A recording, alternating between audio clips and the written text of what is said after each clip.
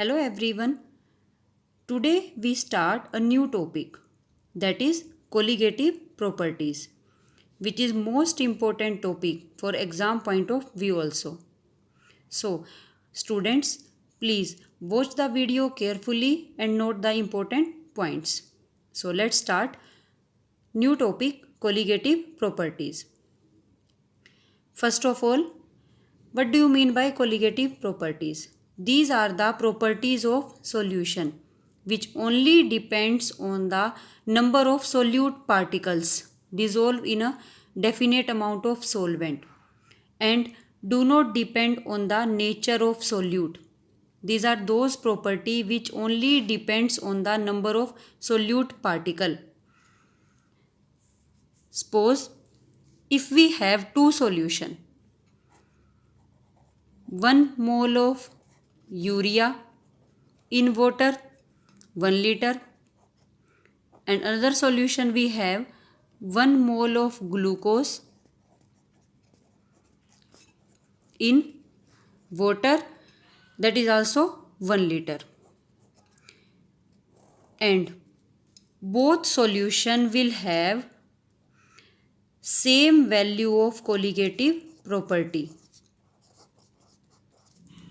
दोनों सॉल्यूशन में colligative property की वैल्यू सेम है, means it doesn't depend as to what is being added. It depends only on the number of particles of solute. Here in both the solution, particles of solute is 1 mole. So it only depends on the number of particle of solute and independent on the nature of solute. So clear है? तो in our syllabus, 4 main colligative properties are associated with ideal solution. These are: first, relative lowering of vapor pressure. Second is elevation of boiling point. Third, depression of freezing point.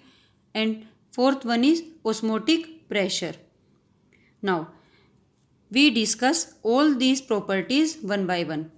So, start with the first colligative property, that is relative lowering of vapor pressure.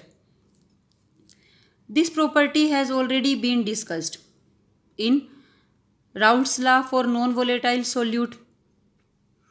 Here we discuss that when a non-volatile solute is dissolved in a pure solvent, the vapor pressure of solution become less than pure solvent. ये हम पढ़ चुके हैं. किसी भी pure solvent में अगर हम नॉन वोलेटाइल सोल्यूट ऐड करते हैं तो जो वेपर प्रेशर होता है सॉल्यूशन का वो लेस होता है then pure solvent. Suppose if vapour pressure of pure solvent is Pa0 and vapor pressure of solution is Ps, then there will be lowering of vapor pressure in case of solution, that will be equal to P0A minus Ps. Here Ps is less than P0A, so this factor gives the value of lowering of vapor pressure. More amount of non-volatile solute add into pure solvent, more will be the lowering of vapor pressure. We compare this lowering of vapor pressure with the vapor pressure of pure solvent. So, it can be called as relative lowering of vapor pressure. So, relative lowering of vapor pressure is equal to mole fraction of solute. ये derivation हम कर चुके हैं. As we relate it with the number of moles, mole fraction of solute क्या होगा? Number of moles of solute divided by sum of number of moles of both the components. So here relative lowering in vapor pressure becomes equal to number of moles of solute divided by sum of total number of moles. Here this is a colligative property, relative lowering in vapor pressure. As we know, for a very dilute solution, N1 number of moles of solvent are greater than number of moles of solute. So neglecting N2, we have Pa0 minus Ps divided by P0A is equal to N2 by N1. यहाँ पे as compare to N1 जो है N2 neglect हो जाएगा तो equation ये बन जाएगी.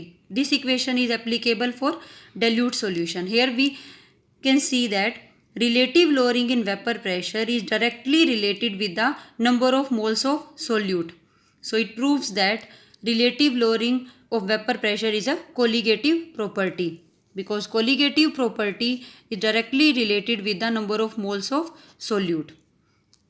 तो इसमें आप देखिए अब with the help of colligative property relative lowering of vapor pressure we easily calculate the molar mass of solute. Here इसमें देखिए आप as we know PA naught minus PS divide by P naught A किसके equal होता है? Mole fraction of solute. Mole fraction of solute here we can write N2 divided by N1 plus N2 as solution is very dilute. So by neglecting N2 the equation become P naught A minus PS divided by P naught A is equal to N2 divided N1. Here N2 क्या है? Number of moles of solute which is equal to given weight of solute divided by molar mass of solute. N1 number of moles of solvent which is equal to given weight of solvent divided by molar mass of solvent. If we putting these two the equation becomes this. Now so our equation become P naught A minus PS divided by P naught A is equal to W2 by M2 multiplied by M1 by W1. This is a expression for relative lowering of vapor pressure in term of given weight of solute. From this equation we easily calculate the molecular mass of solute. But यहाँ पे आप देखिए this equation this formula is only used when solution is very dilute. ये जब भी use होगा if concentration of solution is less than 5%. Only for that solution we use this formula. But if concentration of solution is more than 5%, then we cannot neglect N2 in comparison of N1. अगर solution की concentration 5% से ज़्यादा है या solution concentrated है उस case में हम यहाँ पे N2 को नेग्लेक्ट नहीं कर सकते N1 के कंपेयर में, तो हमें इसे कंसीडर करना पड़ेगा. तो उस केस में हम जो फॉर्मूला अप्लाई करेंगे तो वो फॉर्मूला होगा, यहाँ पे वो फॉर्मूला बनेगा कि PA naught minus PS divide by P naught A becomes equal to N2 divide by N1 plus N2. इस फॉर्मूले को हम एक और फॉर्म में लिख सकते हैं, मॉडिफाइड फॉर्म में, जिसमें बस एक लिटिल बिट चेंज है कि जहाँ पे आपका P नोट A है वहाँ पे क्या होगा? Vapour pressure of solution. और बाकी आपका सेम रहेगा कि P naught A minus PS divide by PS is equal to N2 by N1. ये फॉर्मूला इसी इक्वेशन की हेल्प से सोल्व किया है, मॉडिफाइड फॉर्म है इसकी. तो इसको देखो, इसके लिए प्रूफ देखिए, इसको कैसे ड्राइव किया है ये देखिए आप. Taking reciprocal both side of this equation,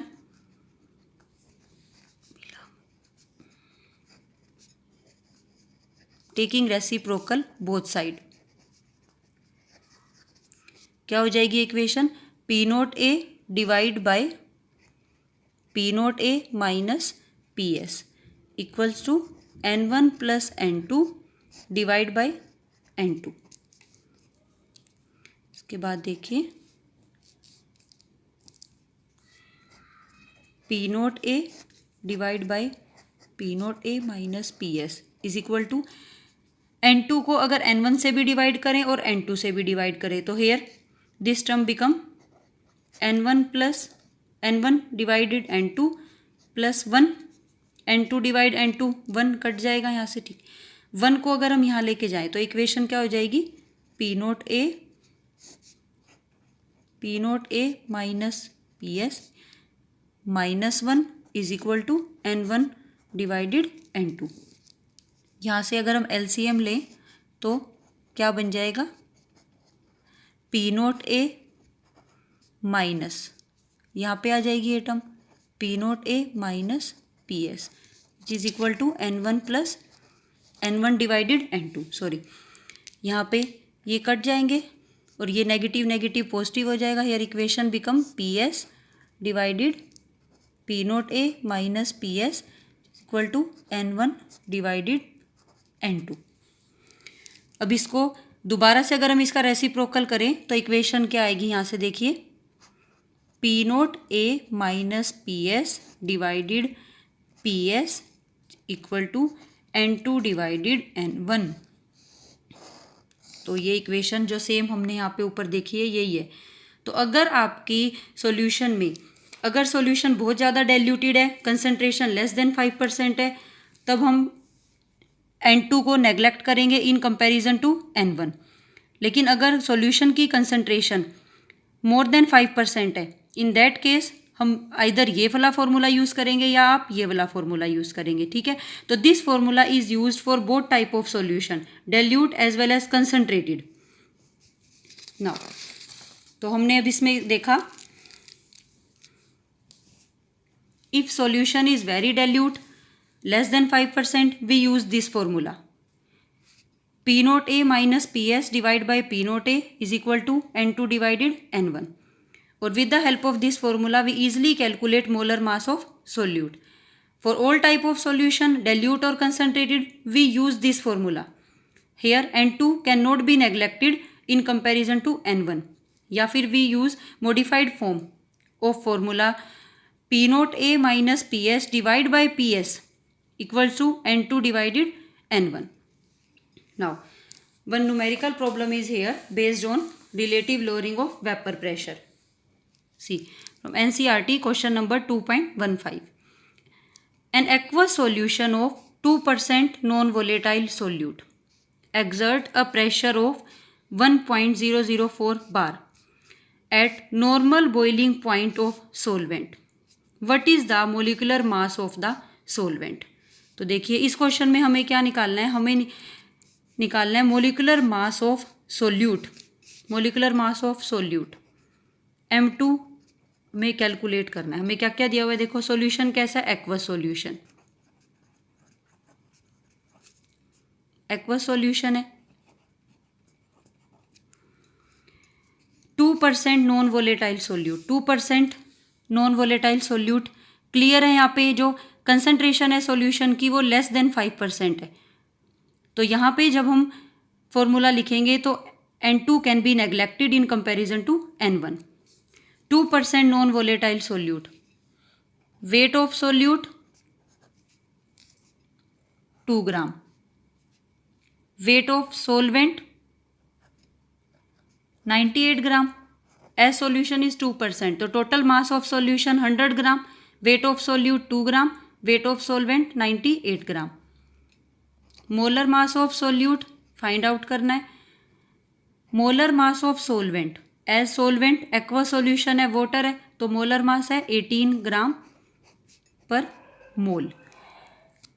aqua solution of 2% non volatile solute exert a pressure of 1.004 bar. तो here vapor pressure of solution is given. Vapor pressure of solution we denoted as PS is given 1.004 bar. At normal boiling point of solvent, at normal boiling point of solvent vapor pressure of pure solvent कितना होगा, 1 atmosphere या फिर 1.013 बार। तो आप देखिए, as concentration of solution is less than 5% we use this formula P naught A minus PS divide by P naught A is equal to N2 divided N1। तो clear है, यहाँ से N2 डिवाइडेड N1, इसको अगर हम N2 क्या होगा, given weight of solute, molar mass of solute multiplied by M1 divided W1। तो यहाँ पे अगर हम यहाँ से हमें क्या निकालना है, इस क्वेश्चन में हमें निकालना है M2। तो M2 अगर हम फाइंड आउट करें तो इक्वेशन क्या बन जाएगी, W2 multiplied M1 divide by W1, और ये टर्म जो है सारी यहाँ पर आएगी, तो ये क्या हो जाएगी, P naught A divide by P naught A minus PS। तो अभी हम इसको अगर हम सारा फॉर्मूला लिखें, वेट ऑफ सोल्यूट कितना है 2, molar mass of solvent 18 divide by weight of solvent 98, vapour pressure of pure solvent 1.013, vapour pressure of pure solvent minus vapour pressure of solution. सारी इक्वेशंस में अगर हम इन सारे टर्म्स को रखें और when we calculate the molar mass of solute, it comes out to be molar mass of solute here comes out to be 41.35 gram per mole. तो क्लियर है। तो यहाँ पर हमने सॉल्यूशन में क्लियर था कि वेपर प्रेशर जो कंसंट्रेशन है जो सॉल्यूशन की वो लेस देन 5% है। Then we apply this formula and solve the molar mass of solute. तो क्लियर है। यहाँ पे देखिए one more numerical based on this from NCERT exercise question number 2.18। Calculate the mass of non volatile solute. Molar mass दिया हुआ है यहाँ पे सोल्यूट का 40 gram per mole, which should be dissolve in 114 gram of octane to reduce its vapour pressure to 80%। इस question में देखिए हमें क्या करना है, हमें निकालना है मास of non volatile solute W2 में फाइंड आउट करना है। वेट ऑफ सोलवेंट कितना दिया है 114 gram. Molar mass of solute 40 gram per mole. Molar mass of solvent, solvent here octane, octane C8H18। Molar mass इसका कैलकुलेट करते हैं तो it comes out to be 114 gram per mole. To reduce its vapour pressure to 80%। अगर non volatile solute डालते हैं तो इसका vapour pressure जो है सॉल्यूशन का वो रिड्यूस हो जाता है टू 80%। तो let vapour pressure of pure solvent कितना है P0A। तो वेपर प्रेशर जो है सॉल्यूशन का कितना हो जाएगा 80% ऑफ P0A। तो वो कितना होगा 80/100 to P0A, it becomes 0.8 P0A। तो यहाँ पर सॉल्यूशन की कंसंट्रेशन जो है वो मोर देन 5% है, तो we use this formula P0A minus PS divide by PS which is equal to N2 divided by N1। P0A minus PS divide by PS N2 given weight of solute, molar mass of solute, और यहाँ से N1 रखते हैं W1 divide by M1, M1 ऊपर चला जाएगा M1 divided by W1। तो P0A vapour pressure of pure solvent, vapour pressure of solution कितना है 0.8 P0A divide by vapour pressure of solution 0.8 P0A equals to weight of solute हमें calculate करना है, molar मास solute का 40, मोलर मास ऑफ सोलवेंट 114, और here weight of solvent is also 114। Cut जाएगा यहाँ से P0, इसको हम सोल्व करेंगे, ये कितना आएगा 0.2 P0A divide by 0.8 P0A equals to W2/40। P0A से P0A कट जाएगा, यहाँ से क्या आएगा 1/4 इक्वल टू W2/40। तो यहाँ से अगर हम वेट निकालते हैं सोल्यूट का तो वो कितना आएगा 10 ग्राम। तो क्लियर है। तो इस क्वेश्चन में हमने जो फॉर्मूला रखना है, या तो आप ये वाला फॉर्मूला रखेंगे इसको सोल्व करते हुए, या फिर आप ये वाला फॉर्मूला रखेंगे P0A minus PS divide by P0A which is equal to N2 divided N1 plus N2, या फिर इस फॉर्मूले से करेंगे तो आंसर यही आएगा। तो क्लियर है। तो फर्स्ट ये कोलिगेटिव प्रॉपर्टी है relative lowering of vapour pressure. Now second colligative property is elevation in boiling point. Now boiling point क्या होता है, देखो एलिवेशन, एलिवेशन मतलब किसी चीज़ का इंक्रीज करना, एलिवेट करना, बढ़ना, ठीक है। देखो फर्स्ट बॉइलिंग पॉइंट क्या होता है, the boiling point of a liquid is the temperature at which it boils, या फिर in other word we say that कि the temperature at which vapour pressure of that liquid becomes equal to atmospheric pressure. Now let's see here pure benzene solvent है, यहाँ पे pure solvent let it will be water. Boiling point water का कितना होता है 100 degree Celsius at normal atmospheric pressure. 100 degree Celsius पे जो vapour pressure होता है वाटर का वो किसके इक्वल हो जाता है, एटमॉस्फेरिक प्रेशर के। When we add a non volatile solute into it, solution बन जाएगा। सॉल्यूशन का जो बॉइलिंग पॉइंट होगा वो बढ़ जाएगा, एलिवेट कर जाएगा by adding non volatile solute. जैसे कि आपको पता है जब भी कोई नॉन वोलेटाइल सोल्यूट ऐड करते हैं into a pure solvent, it is a volatile solvent, तो वेपर प्रेशर जो है सॉल्यूशन का वो डिक्रीज़ होता है।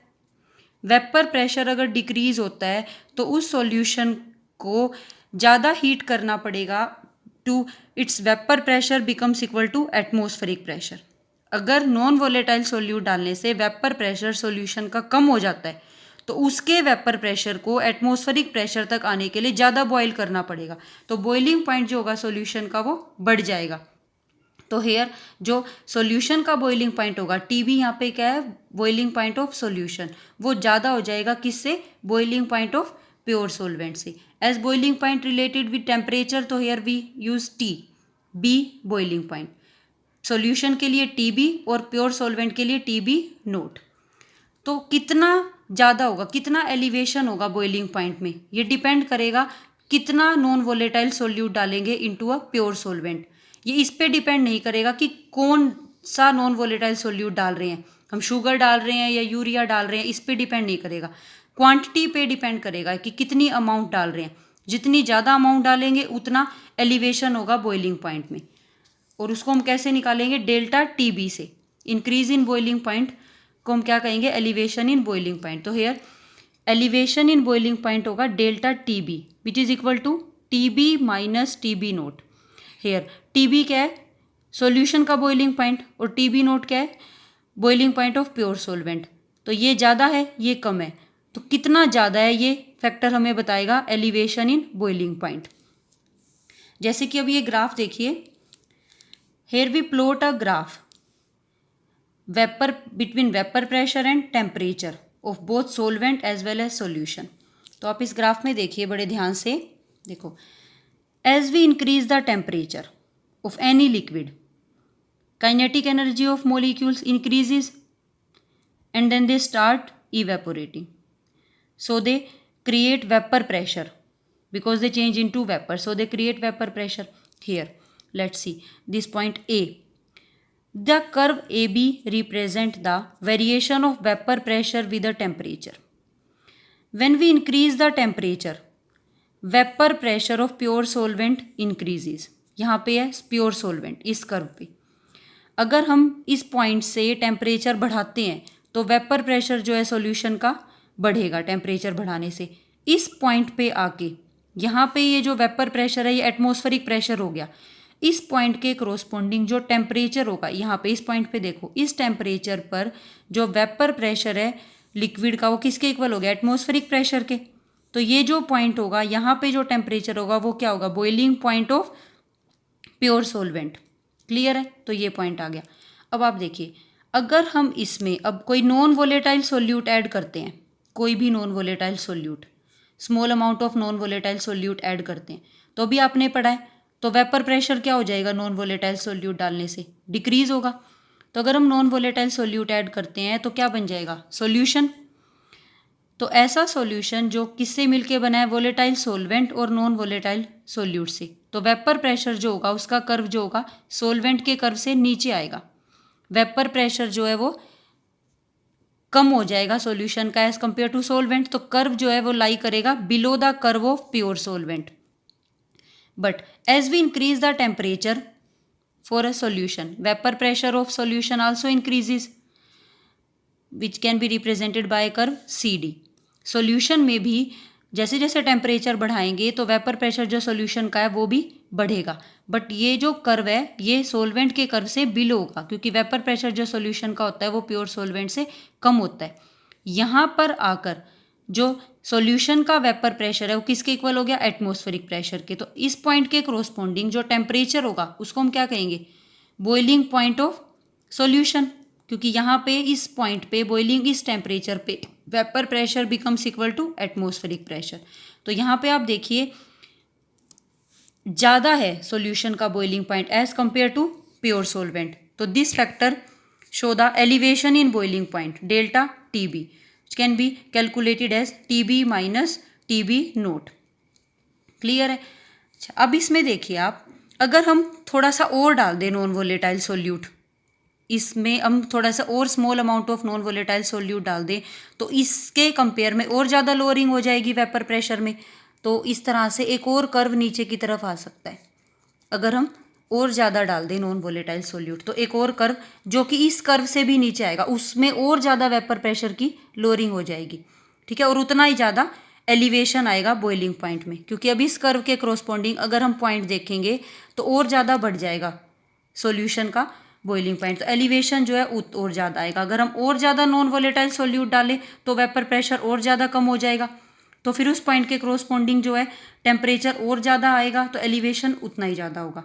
तो एलिवेशन जो होता है बॉइलिंग पॉइंट में डेल्टा TB, ये डायरेक्टली रिलेट है किसके साथ? डायरेक्टली रिलेट हो गया number of solute particles, as colligative property depends on the number of solute particle, so it proves that elevation in boiling point is a colligative property। तो clear है? Now जो elevation in boiling point as we study directly relate है number of particles of solute, as we can relate it as कि elevation in boiling point जो होता है वो किससे डायरेक्टली प्रोपोर्शनल होती है? मोलैलिटी के। एज वी नो मोलैलिटी क्या होती है? Number of moles of solute पर kg of solvent. here if we change the proportionality sign we use Kb। here Kb is the molar elevation constant, proportionality constant, which is known as molar elevation constant or ebullioscopic constant। this is very important, Kb molar elevation constant। Delta TB किसके equal हो जाएगा? Kb multiplied m, m here molality, use molality। if molality of solution is 1 then delta TB becomes equal to Kb।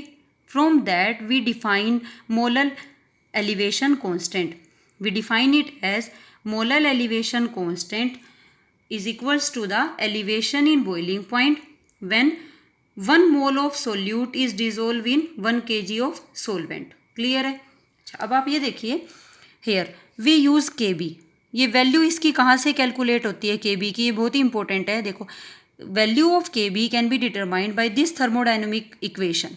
Here we directly write this equation because we no need to derive it, we no need to of its derivation, इसके derivation की हमें कोई need नहीं है। तो यहाँ पे देखिए Kb किसके इक्वल हो जाएगा? R gas constant multiplied by m1 molar mass of solute multiplied by T0 square, here T0 boiling point of pure solvent divide by 1000 into delta H vaporization, molar heat of vaporization of solvent। here इस value में आप ये देखिए जो Kb होता है, Kb किस सारे फैक्टर्स इसमें किसके हैं? सोलवेंट के। तो Kb जो होता है सिर्फ डिपेंड करता है नेचर ऑफ सोलवेंट पे। As nature of solvent changes value of Kb changes, तो it depends only on the nature of solvent.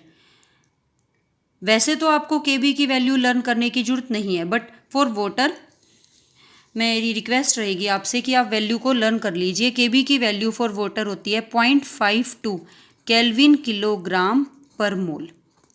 Water के लिए वैल्यू होती है, वैसे न्यूमेरिकल्स में गिवन भी होती है ये वैल्यू। ठीक है, तो आप इसको यूज़ करेंगे। नेक्स्ट, अब अगर हम यूनिट देखें Kb की, तो जैसे कि Kb किसके इक्वल हो? डेल्टा TB क्या होता है? Kbm, तो Kb क्या हो जाएगा? Delta TB divided m।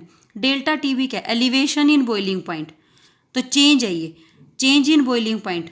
अगर दोनों टेम्परेचर डिग्री सेल्सियस में है तो चेंज डिग्री सेल्सियस में आ जाएगा, और दोनों केल्विन में है तो केल्विन, बट चेंज तो सेम ही रहेगा, डिग्री सेल्सियस में भी हो चाहे केल्विन में। तो अगर हम केल्विन में रखते हैं तो यूनिट क्या आएगी? केल्विन पर मोलल, और डिग्री सेल्सियस में तो डिग्री सेल्सियस पर molal.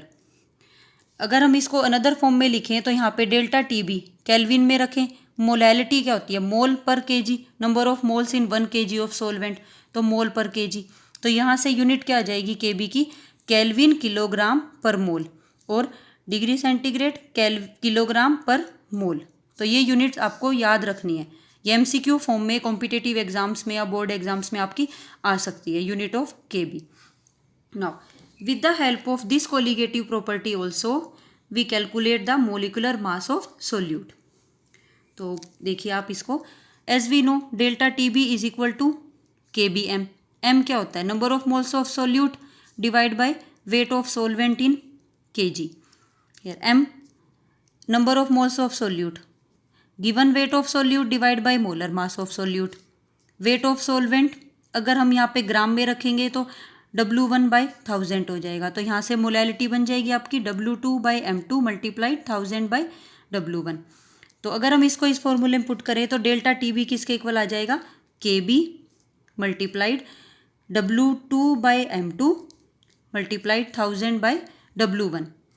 From this we easily calculate the molecular mass of solute M2 which is equal to 1000 multiplied by Kb multiplied by W2 divided by delta Tb multiplied W1। Here W2 क्या है? Given weight of solute। W1 given weight of solvent in gram। अगर ग्राम में होगा तो हम यहाँ 1000 लिखेंगे, और अगर weight of solvent आपको किलोग्राम में दिया हुआ है तो यहाँ पे 1000 नहीं आएगा, तो हम इस इक्वेशन को यूज करेंगे। तो क्लियर है? तो नेक्स्ट देखिए, अब आप जैसे क्वेश्चन देखिए, यूनिट फॉर इब्लियोस्कोपिक कांस्टेंट इज, ये आपको करना है, आप इसे देखिए सोल्व कीजिए और इसका आंसर कीजिए आप, कौन सी यूनिट होगी इनमें से इब्लियोस्कोपिक कांस्टेंट के बी की। तो आप देखिए इसमें से कौन सी यूनिट आएगी। यहाँ पे एक न्यूमेरिकल मैं कराऊंगी आपको based on elevation in boiling point. NCERT का क्वेश्चन है ये, सोल्ड एग्जाम्पल है 2.8। The boiling point of benzene is 353.23 kelvin when 1.8 gram of non volatile solute was dissolve in 90 gram of benzene. Boiling point is raised to 354.11 kelvin. Pure benzene का boiling point इतना है, अगर non volatile solute डालते हैं तो boiling point बढ़ गया, कितना बढ़ गया? इतना। तो आपको कैलकुलेट करना है मोलर मास ऑफ सोल्यूट। के बी वैल्यू भी दी हुई है बेंजीन के लिए। सोलवेंट एज, जैसे कि मैंने बताया था, as solvent changes value of K B changes. तो हेयर तो हमें क्या क्या दिया हुआ है यहाँ पे देखिए, प्योर बेंजीन का बॉइलिंग पॉइंट कितना दिया हुआ है? 353.23 केल्विन। वेट ऑफ सोल्यूट कितना है?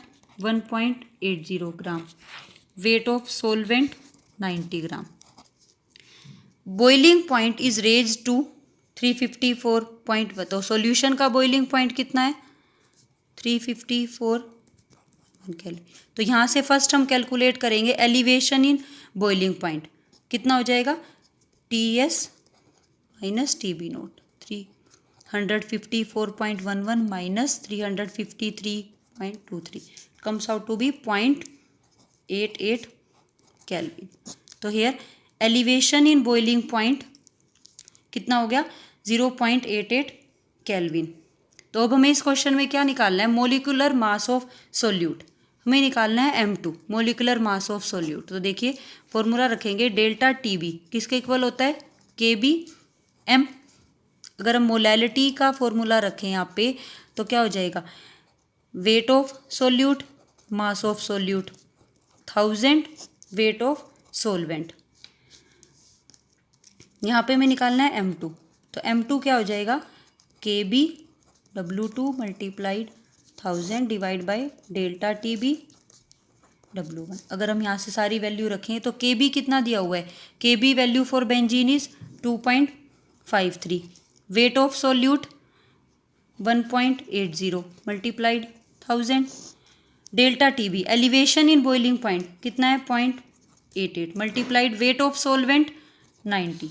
तो अगर हम यहाँ से सोल्व करते हैं, the value comes out to be, molar mass of solute comes out to be 58 gram per mole. तो क्लियर है? बहुत ही आसान क्वेश्चन है इस पे बेस्ड। आपको बस ये फॉर्मूला जो है ये अच्छे से याद होने चाहिए। अगर आपको ये फॉर्मूले लर्न है तो आप ये क्वेश्चन ईजिली कर सकेंगे। यहाँ पे अगर हमें वेट ऑफ सोलवेंट ग्राम में है तो 1000 रखेंगे, और अगर यहाँ पे केजी में ही है तो ये 1000 नहीं रखेंगे। क्लियर है? ये क्वेश्चन आप नोट कर लीजिए, ये आपको खुद करना है। ये भी सोल्व क्वेश्चन है एनसीईआरटी का 2.7, बट इसे आपको खुद सोल्व करके देखना है।